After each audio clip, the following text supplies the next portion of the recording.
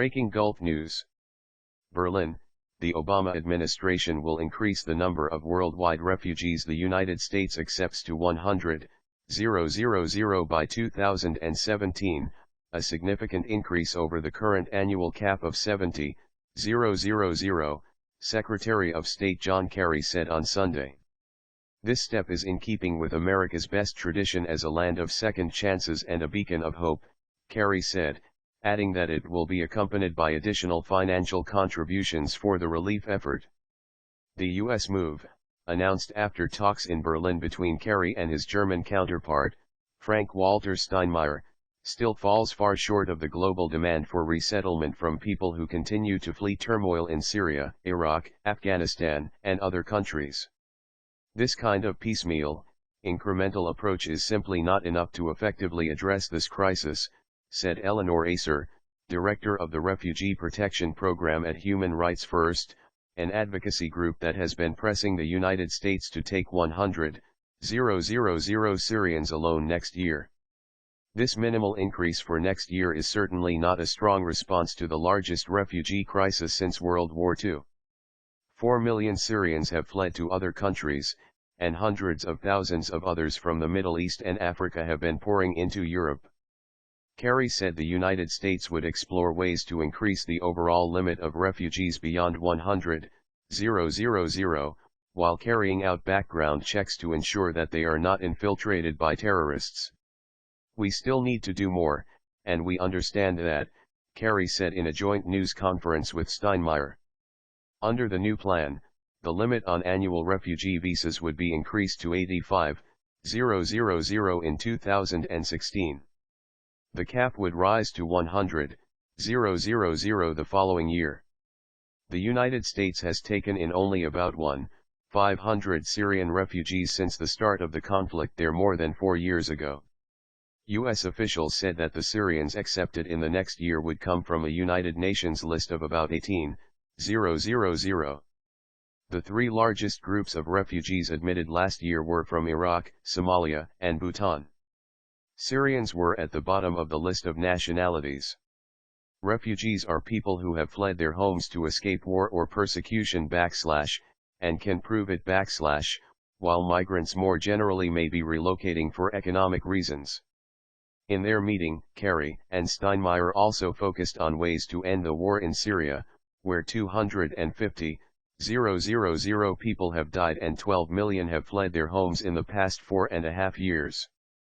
In addition, Germany and the United States will try to rally support next week at the UN General Assembly for a significant increase in aid to UN refugee camps in countries neighboring Syria, Steinmeier said.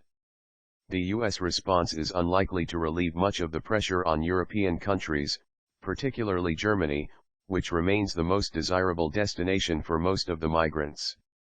Other efforts to address the crisis, such as agreeing to distribute migrants among European Union members, have foundered, and in the absence of a unified and effective policy the migrants have been left to find their own way across the continent.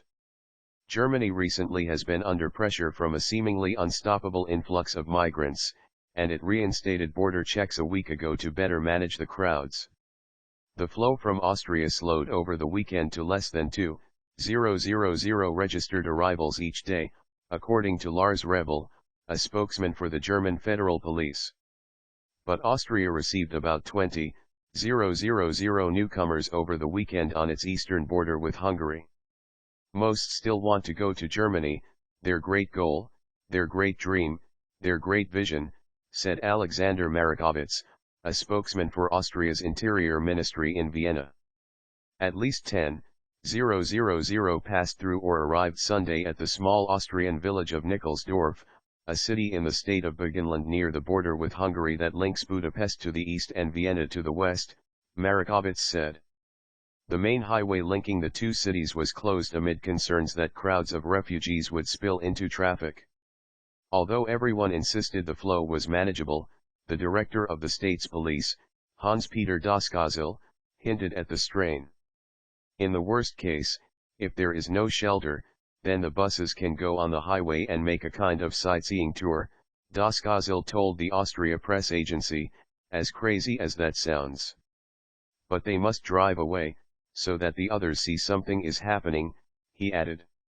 Otherwise you can't hold the crowd back anymore. Gary Foytik, head of the Austrian Red Cross, said his volunteers would probably manage to accommodate most migrants somewhere in Austria on Sunday night. But he said about 5,000 might remain in and around Nikolsdorf. Kerry met with Steinmeier in Berlin at Villa Borsig, a palatial German guest house overlooking a lake. Later they met with a small group of Syrian refugees, who asked not to be identified out of concern for friends or relatives still living in Syria. The Syrians, asked by Kerry why the surge of migrants had been so great in recent weeks, said they had despaired of being able to return home and that life in refugee camps was becoming harder as food rations were cut back. The reason people are coming now is because they gave up hope completely, one woman said. One man asked, "Are not 5 years enough for the international community to intervene, especially the United States?" Asked at his news conference why the United States could not accept more Syrians more quickly, Kerry said budget constraints and vetting requirements established after the September 11 terrorist attacks limited the scope of the response. "We are doing what we know we can manage immediately," he said. But he did not rule out the possibility that more might eventually be done. Along the migrant trail, those who had appeared boxed in Friday stranded in Serbia, Croatia, Slovenia, and Hungary somehow managed to continue their trek. With help from the Serbian authorities, who made no secret of their policy of pushing them through as fast as possible, most of the migrants who had been thwarted at the Hungarian border made their way west into Croatia. From there, some continued toward Slovenia, where the authorities said around 2,500 had crossed the border by Sunday morning. The Croatians took a larger number to the Hungarian border in the northeast.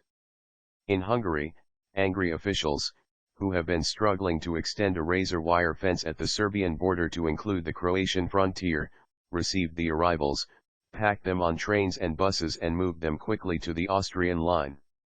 The authorities there were allowing them to enter 5,000 on Saturday alone.